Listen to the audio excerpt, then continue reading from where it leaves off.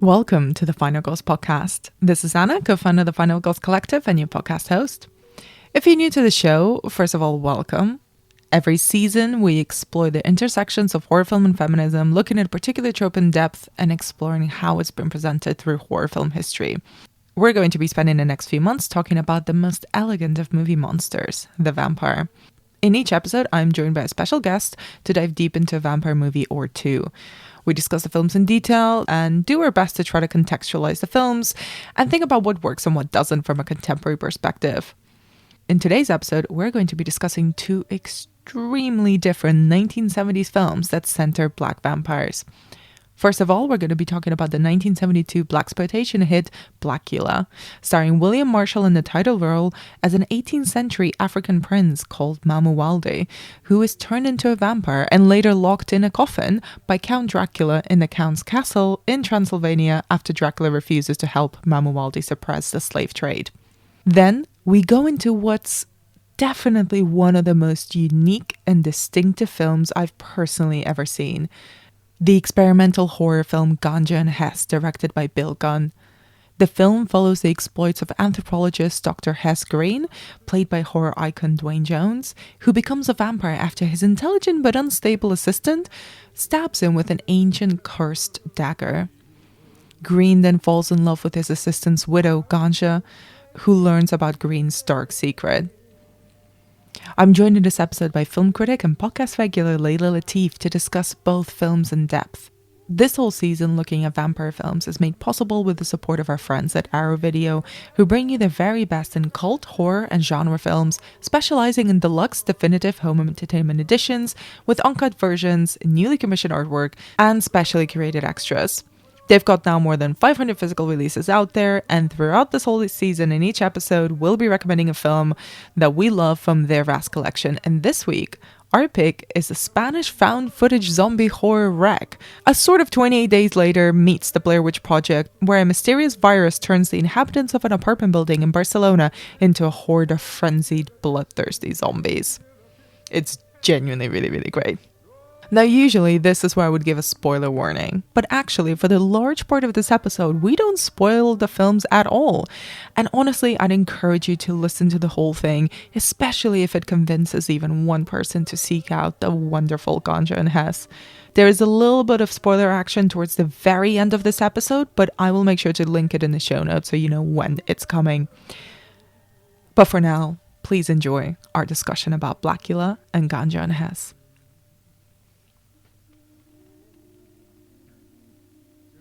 Welcome back, Layla. How are you doing? Good to be back. And lockdown is over. The utopia has returned. Well, utopia is a strong word.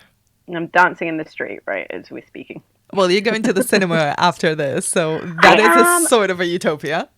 I'm so excited. And I'm going to the cinema the way I prefer it, by myself. Excellent. Excited to talk about two 70s vampire films. One of them a blaxploitation film, and one of them probably one of the most interesting vampire films I've ever seen. Yeah, which is often like mislabeled as a blaxploitation film. So that Absolutely. Is quite a hard word to say, blaxploitation. So let's start with Blacula from 1972. You shall pay, Black Prince. I curse you with my name. You shall be Blacula. Blacula, the Black Avenger, rising from his tomb to fill the night with horror. Blacula, Dracula's soul brother, deadlier even than he. You know, he is a strange dude. You're the nut that ran in front of my cab. You're the only imbecile on this street. Boy. Blacula. Look at man, you found, she's got to be around here somewhere. Now listen, you take your hands off of me. I don't know you. He thirsts for your blood. He hungers for your soul. Warm young bodies will feed his hunger. Hot, fresh blood will quench his awful thirst. Make it a Bloody Mary. Are you, into the occult? No! How about the, heavy stuff? What do you think of vampires? Vampires? I think they're possibly the most fascinating of all. We've mentioned the very hard to pronounce word blaxploitation in the intro, but kind of, do you know where this film sits within that movement? I think, from what I understand, it was a very early example of it, and it was because blaxploitation was taking off. This was one of the first moves into horror, and this was one of the like really big hits, one of the very like big profitable films.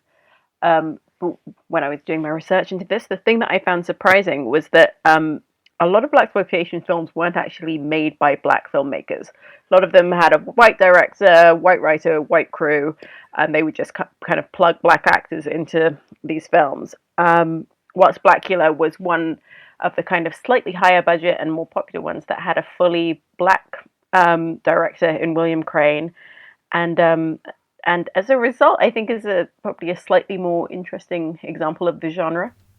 Yeah, and he would also go on to make another blaxploitation horror film called Dr. Black, Mr. Hyde, which I haven't seen, but I will definitely seek out.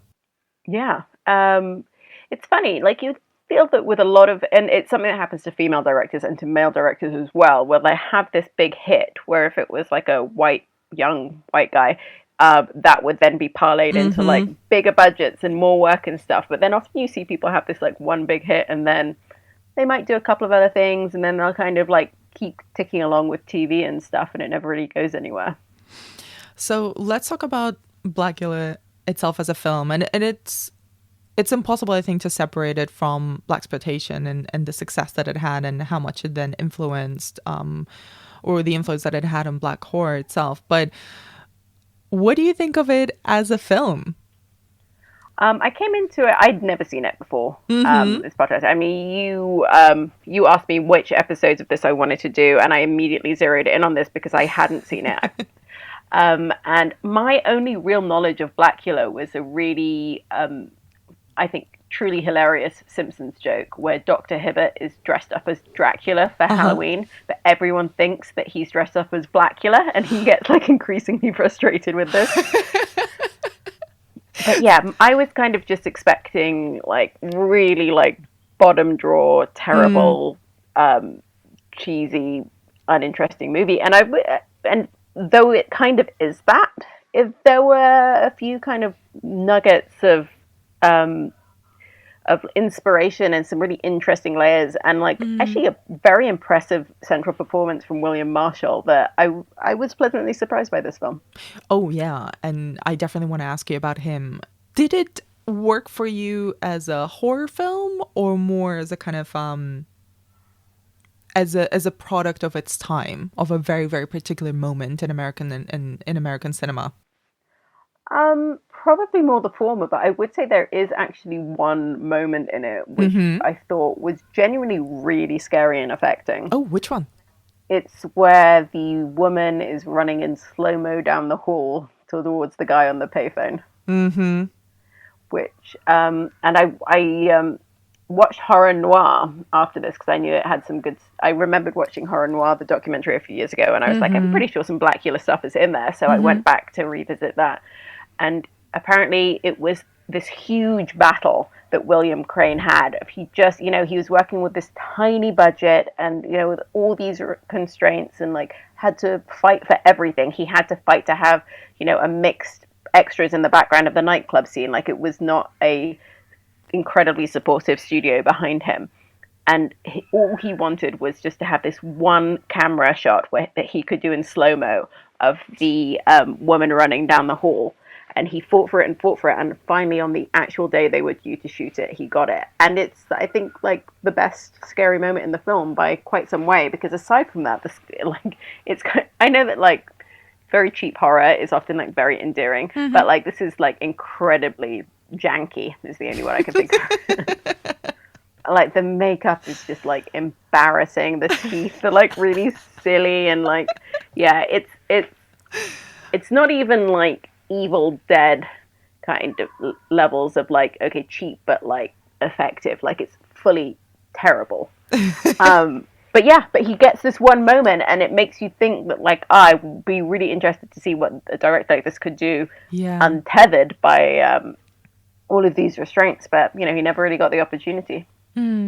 So you mentioned that you'd never seen this film before, and kind of that it is quite janky, but it's still quite fun, I think, to watch. Like a lot of exploitation films can be quite, I guess, to contemporary sensibilities, a bit boring to watch because the rhythm is not the one that we're used to. Let's talk about kind of the vampiric elements of this film. And do you know if Blacula is the first black vampire on screen? I believe he was, but who's to say? Because there was so much black cinema that was happening earlier than this that has just been completely not preserved and, you know, fundamentally destroyed. Like, as much as we think of blaxploitation as being this pioneering thing, you know, going back to the 40s, black people were making their own films for black audiences, and just none of it survived. So we can tentatively say that it was the first black vampire, but sadly we'll never know for sure. Yeah, this is sadly accurate. And it's very often kind of the importance of preservation and archiving is not as wildly kind of supported as it really should be, because it's the disappearance of work that we then regret, and we don't even know that it was there or how people reacted to it. Yeah. But let's talk about Blacula himself, about Mamuwalde. So how is he characterized? Like, what do you make of him as our lead character, our protagonist, but also the villain of the film? Or is he even a villain? Yeah, is he even a villain? I think that's one of the things that doesn't actually particularly work with it is his like evolution into the villain, because I was Team Mamuwalde the whole way through. Yes. But I liked how they set him up as him being this kind of African prince meeting Dracula to try and appeal to him about the barbarity of slavery, and in turn being turned by Dracula and his wife being murdered, and then he like reemerges into essentially a modern day retelling of the Dracula myth. And I'm assuming chronologically it's definitely post Bela Lugosi's Dracula. Is it and it's post probably Christopher Lee. Yes, Christopher Lee's is 58. Frank Langella. Oh, well, I am now an expert on the Frank Langella Dracula, as all my thirsty tweets point to. No, that is 79, so it's pre. Okay.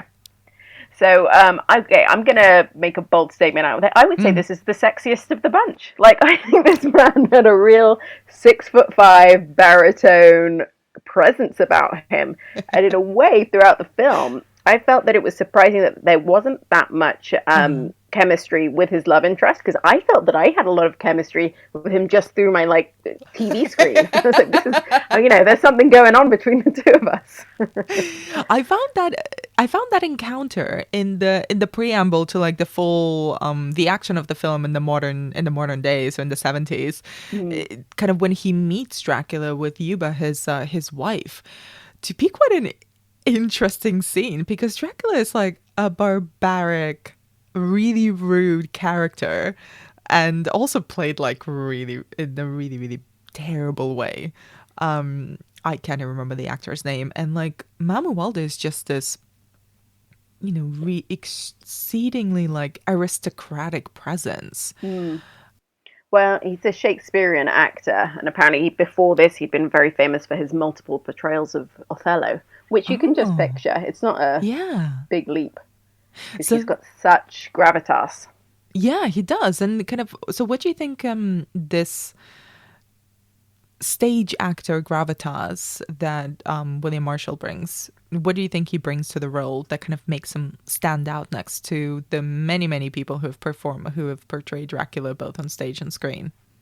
Well, surprisingly for a kind of cheesy blaxploitation flick, he's not very camp at all. He kind of retains this like alpha male, high postured kind of dignified masculinity. I mean, I'm always hesitant to say masculinity like it's a compliment, because it's not necessarily. But I thought he really stood out as being this presence that you miss when he's not on screen.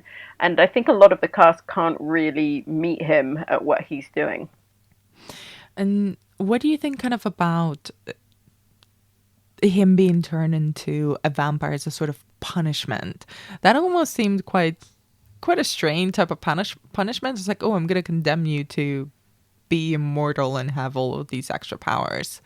Well, usually in vampire films, they kind of treat being turned into a vampire as like a rare thing that a Dracula or other vampires would do. It's interesting, isn't it? I mean, that whole scene at the beginning is kind of so unnecessary in so many ways, and I think it's actually one of the great things about what William Crane did, of like, we're gonna actually layer in a lot of interesting power dynamics and stuff right from the beginning, because you've got him, wanting to end the slave trade and, calling it essentially white barbarity. And then in my favorite little moments, you've got the Dracula saying, oh, I'm very sexually attracted to your wife, and you should be highly complimented that I'm attracted to this black woman. And then you've got this slight thing of, it's not enough for him to destroy Mama Walde. He needs to, have an unspeakable torture happening, because he's, for all intents and purposes, just hoping that he's going to be encased in this tomb, in this like hellish, thirst for the rest of eternity, which is not a great plan. Because if immortal people live forever, eventually they will get out. This is true. If hundreds of vampire movies and American Horror Story Coven has told us anything, it's that people who are immortal do come back eventually. Yeah.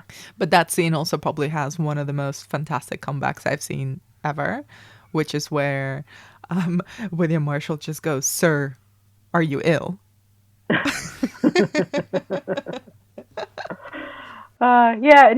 It's weird, because a lot of this film drags, but the moments where it is actually like firing on a few cylinders, like you do see like this kind of more interesting thing emerging, and then you'll just get a lot of not so great stuff. What do you think kind of doesn't work about it, or kind of if that feels the jankiest in 2020? I just fully didn't really care about the kind of Van Helsing role, the investigation into it all. I think there's a few interesting lines where he says things about how, why is it that all of the black people's murders and gay people's murders, like the police keep not doing those reports properly and like not filing them, but then it's kind of never mentioned again. And I was like, no, let's get back into that. I don't care about this stuff. And it really does like slow everything down. I remember getting to the end of this film and being just like, oh, this film would have been a lot better if it had just been like a tight 90 minutes. And then I looked down and it was 92. And in my head, it had been going on for like 2 hours 15 easy. Yeah, that's when you know that something's not working. It doesn't. And you mentioned his chemistry with his love interest, so played by the same actress, kind of who plays his wife in the flashback, Yuba, and then Tina in the 70s. Who I guess is Mina, if this were going to Dracula lore. Yeah, she doesn't really have much to do, does she? And I don't know that we can entirely blame the actress, but her role is so passive. And so I just found myself being like, oh, could I pull off a small afro like that? And like, really not paying that much attention to her, because she was kind of just very dialed down, over restrained when, especially in scenes with Mama Welde coming in and being so, with that beautiful booming baritone, like she just doesn't match him. I mean, does anyone in the film, do you think? That's true. Doesn't feel scary apart from a couple of scenes, perhaps. But what do you make of the way that the film uses violence in this film? What do you think of the way that the film uses violence? Yeah, I mean, I thought some of the violence was quite funny. I think there's more funny moments in this film than there are unsettling or scary ones. But I don't know that, and I think that is on purpose, to be fair. Yeah, I'm trying to even think what were the scenes of intense violence. There's a few you're kind of shielded from a lot of it. I think they were probably quite conscious of like wanting to reach a mass audience with this, so it doesn't go in too deep with the kind of ripping out of throats. Even like the puncture marks on the neck tend to be too very small, like nibbles. Nipples. And what do you think of the you mentioned kind of that one scene that is actually quite creepy and quite scary. What about it do you think kind of actually works as a scene or as a horror movie that could be rewatched and enjoyed now? I think it would. I think there's some stuff that feels really ahead of its time, and I think, and that scene with the slow motion running just feels like something from a like more accomplished film in many ways. In that they don't really do anything particularly stylish with the way that they shoot things aside from in that moment. But yeah, there are just a few moments where this film does take off, but never for long.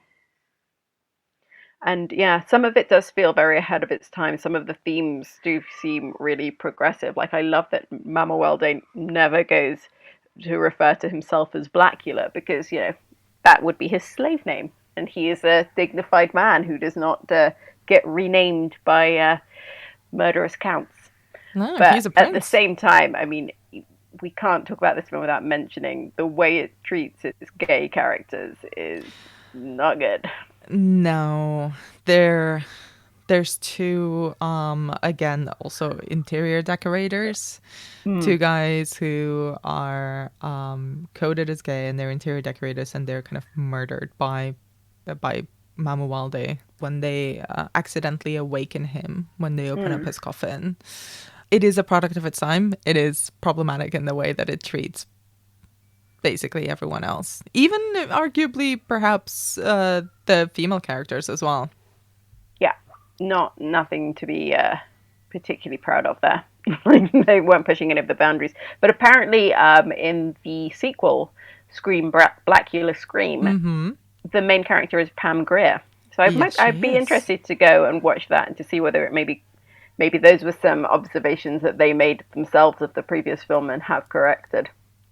So aside from some of its problematic treatments of gay characters and of female characters, how do you think it was ahead of its time?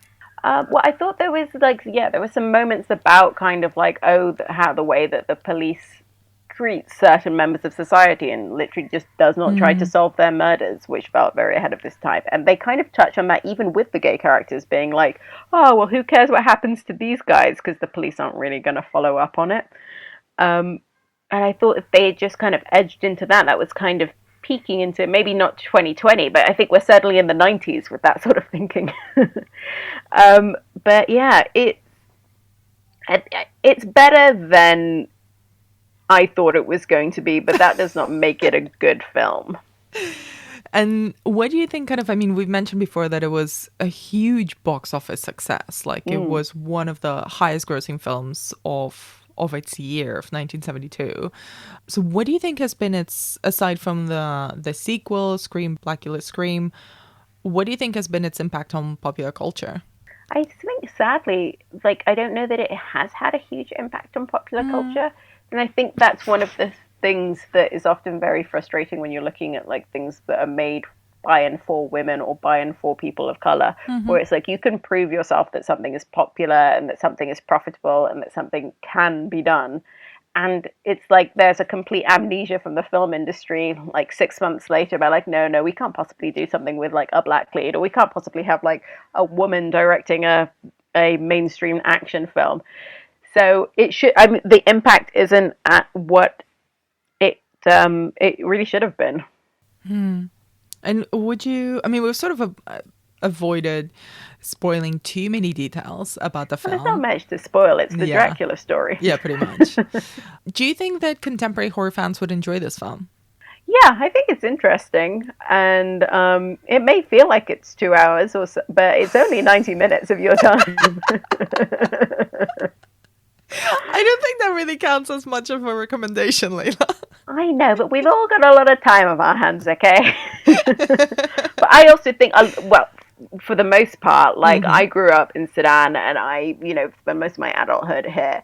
There's a lot of things that have not been that accessible to people until this new age of streaming has come in. And like Blacula, if you haven't seen any blaxploitation films and you want to kind of correct that in the film, Blacula is not a bad example of the genre.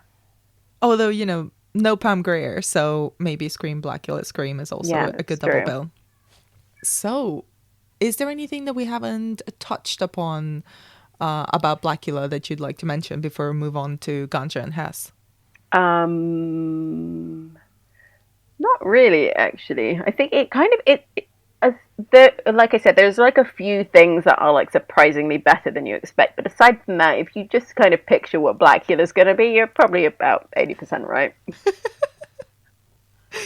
So on that note, let's move on to a film that is definitely much denser and with a lot more themes to discuss. So let's chat now about Ganja and Hess from 1973.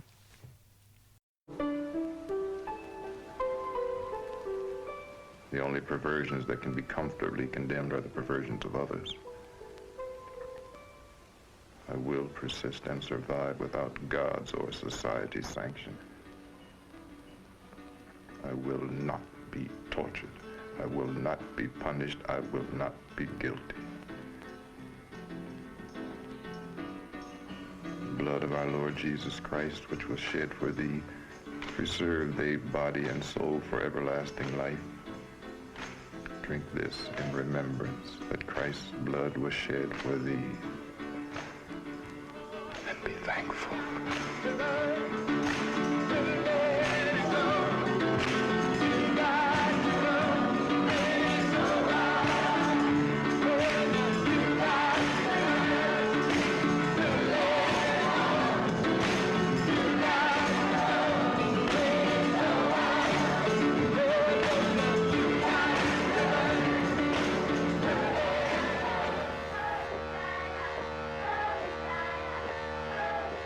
He's not a criminal.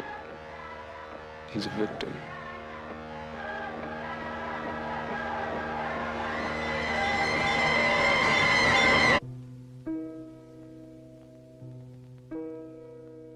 I have to admit, I had not seen this film before, and I am embarrassed that I had not seen it before. Well, you shouldn't be embarrassed because it's incredibly hard to get your hands on. And part of its legacy is how it has been very difficult to get your hands on from day one, from the moment it came out. Like, this was not something that was widely available for even like the most ardent of horror fans to come across. Well, that does make me feel better, although not that much. But what is your relationship with the film? Had you seen it before choosing it from the list of films that I sent you, or kind of how did you feel about revisiting it now? Yeah, I think I've watched it for the first time when I was in university, but I watched the terribly hacked down version, and I believe then it was called Blood Couple, and it was only like 70 minutes long. And then a few years after that, I watched when Spike Lee came out with his remake. I thought, well, I should really kind of see the original of this because I discovered that I hadn't seen the proper version. Mm-hmm. And then I tried my absolute hardest to rewatch it for this podcast, but I could not find it anywhere. And so I ended up having to kind of just literally fill in my memory with YouTube videos with like everything that I could find because it is impossible to get your hands on. But I have seen Ganja and Hess in virtually every format it is available to be seen, and I have seen the remake of Ganja and Hess, so I do feel confident to talk about this film. I mean, I would not doubt it. But let's talk about the history of this film, because you mentioned that it's incredibly hard to find, even now. And it was sort of remade by Spike Lee as The Blood of Jesus, I think. Mm-hmm. And so what is this film? Like, what is this experimental art house horror film from the 70s? It's unbelievable, this film. But like the story of how it came about is almost as interesting as the film itself. So, brief history. Following the huge success of Blacula, mm-hmm. Bill Gunn, who is a playwright and a wonderful, he made, I think, one film beforehand, or at least written one film beforehand. He decides that he wants to make this film Ganja and Hess, which he markets as a reasonably, like a higher brow, but a reasonably straightforward black vampire film. So he shoots the film, they rewrite it as they're going along. He shoots a lot more exposition, and then when he gets to the editing room, he basically cuts out all of the exposition and just has this really strange, meditative, incredible experimental film. Is then the only American film that is selected to be at the Cannes Film Festival, where it gets like a 9-minute standing ovation and is on so many European critics, like top 10 films of the year and even films of the decade. Goes back to America, where the critics are just very, very lukewarm about it, to the extent that he writes this amazing article, which I sent you, all about the way white critics treat black films. The studio, seeing this, hand it over to a different editor, and they say, like, make us something much more conventional.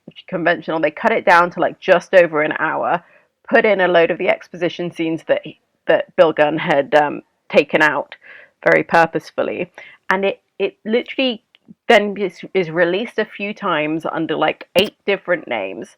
The only original, everyone involved takes their name off it, saying we don't want anything to do with this butchered version of our film. And the only existing print of it exists in the Museum of Modern Art until quite recently, where it was made available again. But sadly, only following the deaths of both Bill Gunn and Dwayne Jones. Truly, yeah. It's been re-released by Eureka, I think, in the UK on Blu-ray. So it is kind of available in a home entertainment. Yeah.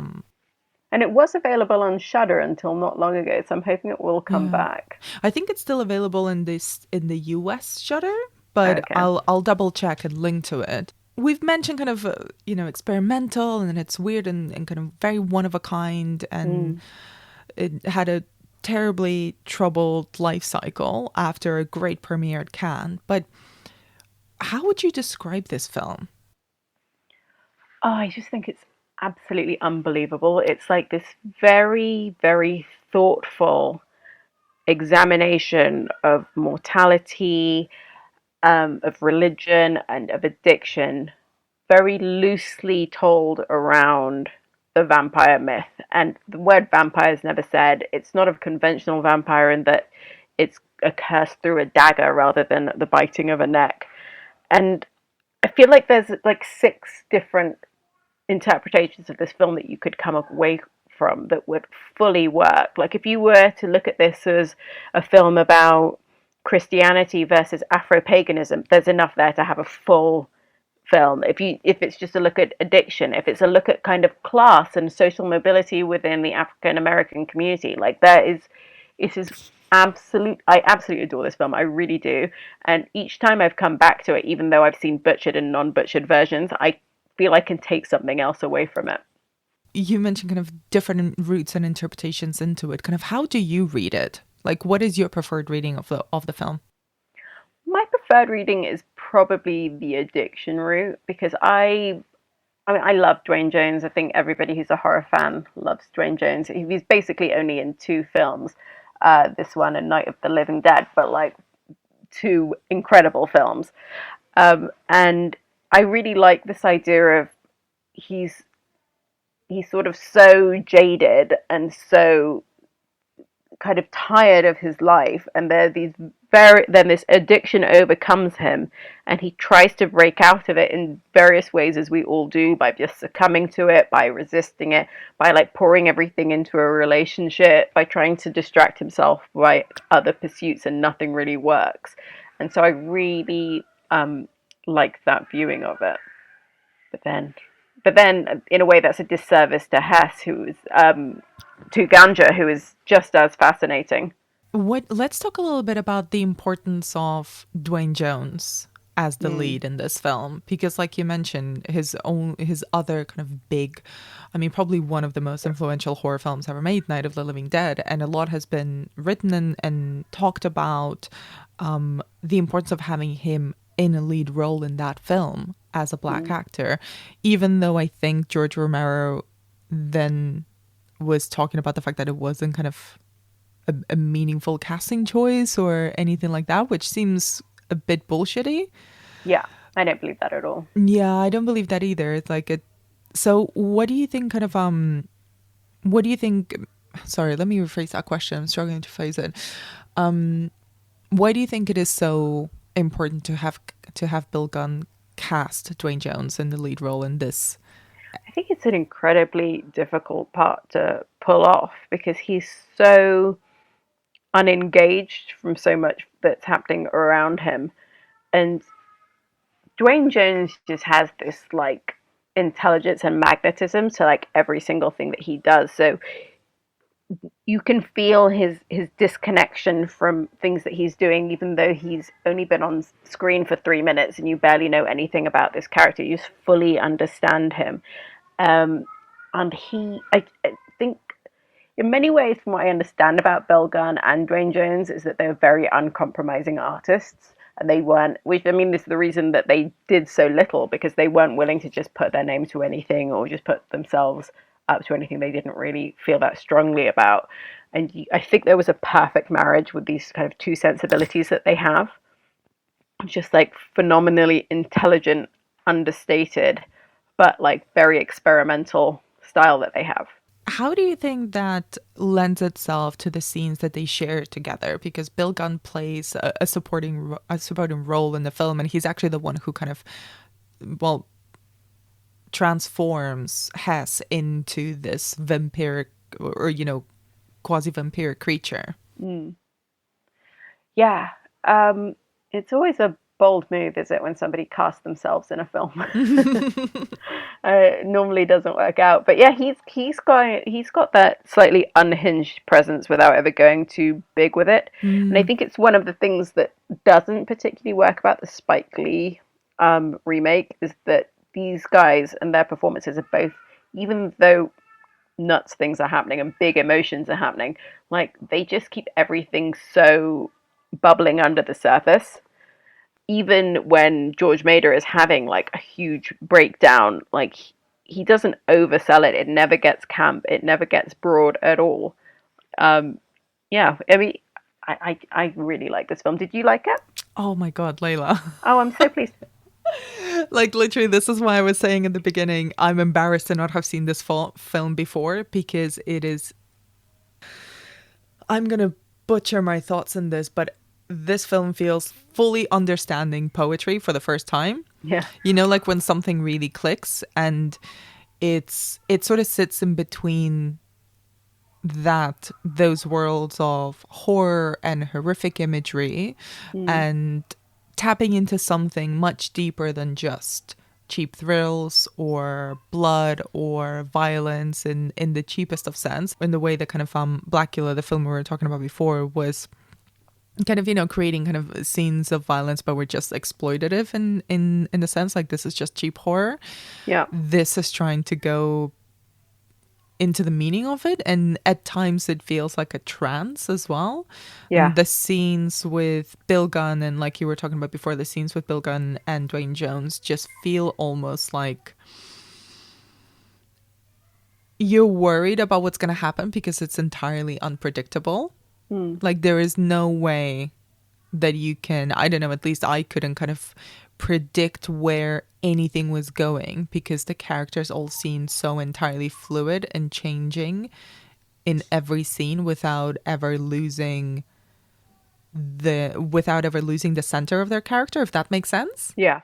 It's actually a very difficult film to describe, I think, in many ways, because whatever you say, you don't feel that you're quite conveying like this like huge tapestry of things that's going on in every given scene. Like I could do a full episode just about the clothes in this film. Like everybody looks so good. But then, but in a way that's kind of being like flippant, because it's not just such style. a minor part. Yeah, it's not just style at all. But I did want to talk to you about kind of one particular scene. I mean, there's many scenes that we could literally talk for an hour about. But one scene that really struck me, because perhaps it's the most overtly vampiric one, perhaps. But it's also a sex scene. And it's the scene between Ganja and Hess, where the way that I read it is that it was her transformation into a vampire. Yeah. And it's sort of glittering and it's just gorgeously shot and it's very esoteric and there's a lot of, blending of skins and of blood and yells and screams. And like you can't quite tell when the sex stops and the bloodletting is starting and vice versa. Yeah, and it's interesting because it's so close to their wedding.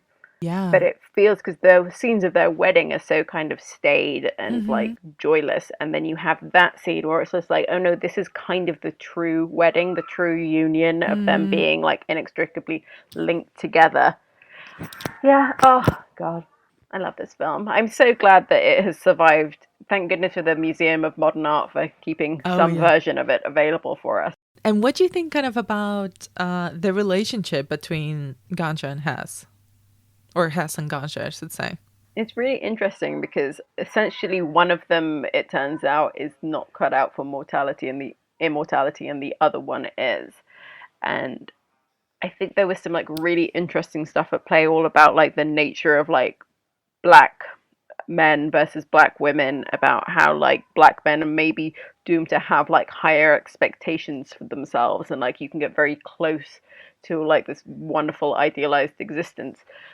But black women are, by their very nature, filled with unfulfilled ambitions. So actually, when they are dealt a good hand, they really do make the most of it. One of the things that I loved about this film, and I don't know that like how much this basis, anything has a basis in reality, of like that you can be an anthropologist and be that wealthy. Only in America. Only in America and only in movies. In the same way that, and also you can be an anthropologist that wealthy and that hot and that young. That's true. And multilingual. Yes, only in this film and Indiana Jones. Yeah. I mean, just like the start. I love it. Oh my God, one of my favorite little moments in it is when Ganja arrives to Hess's mansion, and she automatically assumes that he's working there rather than the owner of this place. And then like this kind of like loving like little smile and little giggle that they both have, like, like, oh yeah, no, I get it. And there's so much like nuance in that moment. Absolutely. That's also one of my favorite moments. I love that like Ganja's kind of a bitch. like that she's like really horrible to the staff. Well, let's talk about that, because it's not that often that that female characters are allowed to be very openly unpleasant and bitchy in a way that they're not serving a humorous purpose, in a way that they're not kind of just being campy bitchy, but proper and pleasant. And it's especially rare to see women of color on screen being allowed to be unpleasant. And so what do you think about Ganja being like quite mean very often? I mean, from the very moment we first meet her, she's quite awful to him. Yeah, because that's the way the world has treated her, and so that's kind of the attitude she has to come with everything, because you're so used to being disrespected, to being undermined, and to not getting like your due attention from people, then that is how you respond to it. And, it's lovely in the end of the film. She's kind of got her immortality. She's dealing with it reasonably well. And she's got this vast wealth and this mansion. And you do feel she at that point can relax a little bit and allow herself to be, soften slightly if she wants to, or not. And I wanted to talk a little bit about this idea of, because we've mentioned before that the word vampire is never really uttered in the film. No. And they really avoid kind of the conventional trappings of vampire films and of vampire lore. But this very much kind of uses the idea of vampires' dependency on blood as a metaphor for addiction. And that's one of the readings that you mentioned before. So how do you think it explores the idea of addiction through the lens of horror and of vampires? Yeah, I mean, I assume, being in the Black community in the 70s, this was something that was very close to home for the people making it. I don't think it's the first time that vampirism has been used as a example of addiction. It is something that works perfectly Yeah. well. And this idea of being powerless and being unable to steer yourself away from it. And as much as you are loved and as much as you are nurtured, there is nothing that you can do because that is your primary goal. And lead you to do incredibly awful things, as the scene that very much reminded me of Under the Skin with the prostitute and the baby, which is, tough to watch. Yeah. But I also just really like the idea of like vampirism as a kind of metaphor for moving away from like African paganism into Christianity. That was like Oh. a interpretation that I hadn't really ever seen before, because there is this whole thing of, these visions, it's a curse that comes from an African dagger. And, and then towards the end of the film, Hess's salvation is all in accepting Christianity. And essentially, what is this, an anglicized spirituality versus the Afro-paganism of this curse. And do you think it's kind of trying to ask itself whether a vampire, and however you choose to interpret or what meaning you choose to prescribe to the idea of a vampire, that a vampire can be saved? Yeah, I mean, that's the thing. If you kind of look at it as look at addiction, that is a pretty bleak ending to be dealt with. Yeah. Because the idea is that this is not something that can be solved aside from you dying. But if that's like not the version of events you could go with, it is very interesting, the idea that a vampire can be saved by simply using these skills to kind of forward the motives that they had to begin with. And in like Ganja's case, like, she has certain things that she wants for herself, and this is simply going to be a way that enables her to get them. Like, she is not actually consumed by this addiction. It's just sort of a means to an end. And we've spoken a lot about the themes in the film and stuff, but I'd love to talk a little bit about the filmmaking itself. What did you make of it visually? It's so gorgeous, isn't it? You just like, you almost don't want to say, you just want to like sigh.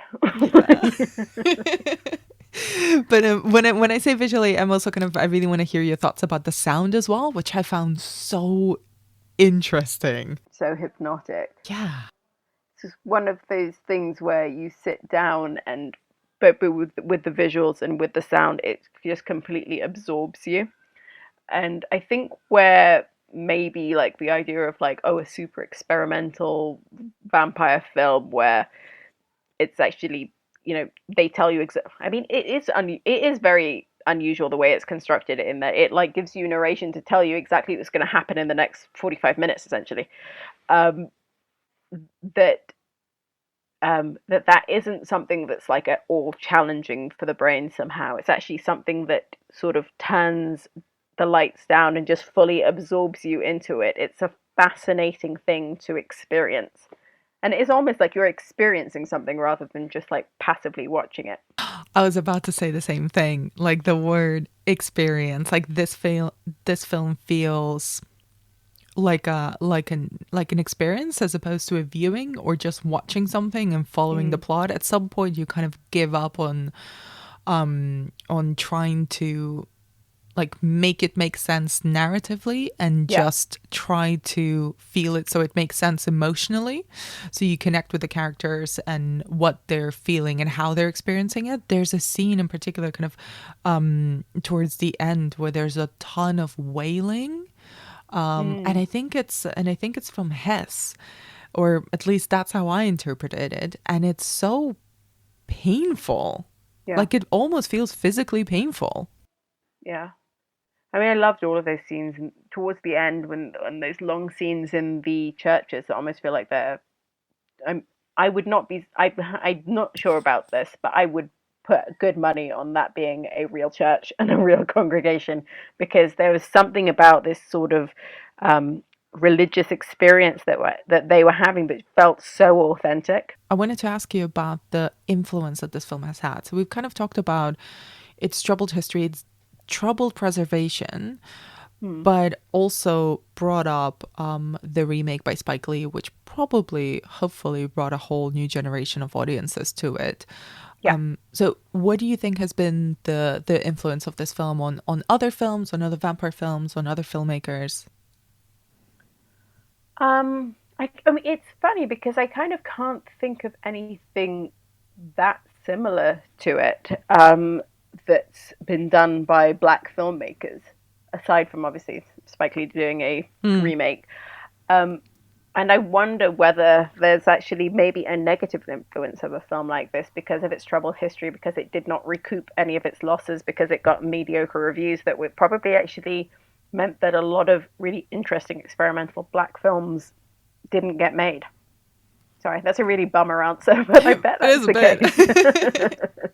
So, what did you actually think of the Spike Lee film in comparison to this one? Like, in a broad sense, without spoiling it. It's not as bad as like the remake of Psycho. But it's not great. It kind of, the performances aren't anywhere near there. Where I think Spike Lee, and I love Spike Lee, tends to throw a lot at the screen and a lot of ideas and a lot of pacing, but you really do see like the cogs wearing. Like this film is so never gives you too much, is so relaxed in itself and so quietly confident that I don't think that really worked that well with Spike Lee's sensibility. But it is kind of fun to see young Rami Malek in the butler role. And before we wrap up, I'd be remiss if I didn't ask you about the ending. What did you make of it? Oh, I was devastated by I thought that whole scene where Hess decides that he doesn't want to live any longer was really upsetting, not least because it's very sad that Dwayne Jones did not live that much longer after this. It was really affecting. But then we do have a sort of post that triumph for Ganja. But I think I was so, especially in like my most recent viewing, where I had become a full-fledged horror fan and I'd seen Night of the Living Dead like 6 times, that kind of mournful tone was quite consuming for me. I think seeing it fresh, I probably wouldn't have felt that way. And I don't want to take away from the actual ending, but yeah, that's how I felt. What about you? I mean, I'm kind of still processing it. I'm mildly overwhelmed by the experience of seeing it, and I almost want to rewatch it in a setting that is. I think like this is a film that needs to have a whole setting, like a whole prep, to watch it properly. I think mournful is the word of the day for this film. I felt sad because, in a slightly flippant way, a smart multilingual anthropologist who's also a millionaire and has a huge mansion is probably would be my choice for an eternal vampire. But I did like that at least one of them survived. Yeah. And one of them survived kind of having achieved some sense of calm. Like you mentioned before, the fact that Ganja kind of softened a little bit by this influx of new power. And I actually really like the idea that it raises. And one of the things I really like about vampire films in general, they don't always explore this really, is if you could, would you want to? Like, would you want to have these powers, these limitations, the implications of what it means to live forever, the implications of this sort of like eternal addiction? And I like that this film lets its characters, its 2 lead characters, fall in love and explore that together and make their own individual choices. Yeah, but then in retrospect, doesn't it become insane that this was then marketed and then widely regarded for many decades as a blaxploitation film? I could not be further from that, aside from having black leads. And to be honest, like before I watched it, that was the vague, like I knew the name of the film and that was the vague idea that I had of it. It's an early 70s film. it's a black horror film. Oh, it must fit into the blaxploitation movement, and it couldn't be further from it. And Yeah. I think it is a detriment to this film that it sort of was ever mismarketed as such, or then for years and decades afterwards was kind of mixed together with films that were like just entirely different leagues. Oh, it is, yeah. I mean, it is. I mean, there's such a joyful thing in watching a wonderful film like this, but then like there's just such accompanying sadness about like that this really didn't get its due, that it wasn't treated right, that everyone involved was not given the praise that they deserve, not given the careers that they deserved following making something like this. And were it not for a few people recognizing its how special it is, it would just be completely lost to us all. And I mean, it's insane. I've seen so many vampire films. And I mean, you, especially with this series, will probably be up there with the people that's in the most on this planet. But I've never seen anything like this. I gotta be with you. I've seen a lot of films, and we've both seen a lot of films, like in general, and horror, and then all the different subgenres and subsections of it. We all have our preferences. Vampires have always been a thing for me personally, but I've never, like very rarely, I can count on two hands, probably, the amount of films that truly make me think, I have never seen something like this. Yeah. It's exceedingly rare. And it does, I mean, directly after this, I'm probably going to go away and read every single article that's ever been written about Ganja and Hess to try to piece together its history. But that annoyance and that sadness in films that were not understood and protected in their time, it's unfortunately always going to be there. It is. And, if there's anything that maybe people will take from it, is that you need to afford more creative freedom to people to work outside of the box. And I think for all that everybody who's a horror fan gets annoyed with Blumhouse, like Blumhouse at least does do that. It does let people complete their vision. So I'm conscious that you have to go see Mank. Yeah. Which I know, sadly, I'm not going to enjoy as much as I love this film. But hopefully it's still going to be worth the trip. I would love to see this film in a cinema so much. I know. It would be so wonderful. Before you go, thank you so much for your time and for your insight as ever. And where can people find more of your work online? Lots of the stuff coming up for Little White Lies. I've got some things for Vulture and Freeze coming out about the Small Axe series and Steve McQueen. And I'm around. If anybody wants to talk about Ganja and Hess, just slide on into those DMs. You might regret that invitation after a while. I will never regret that. It could be 1,000 DMs a day, and I would be like, this is exactly what I want to do with my life. Amazing. Layla, thanks again. Pleasure. That's it for this episode of the Final Girls podcast. You can find us on Apple Podcasts, Spotify, or wherever you get your shows. If you can, please do leave us a review on Apple Podcasts. It really does help a lot with people discovering the show. You can find out more about what we do on thefinalgirls.co.uk or follow us on Twitter, Instagram, and Facebook at thefinalgirls.uk. You can also follow Layla on Twitter at Layla_Latif, and I am at Anna B. Demented. Thank you for listening, and we'll be back with another Vampire Double Bill next week.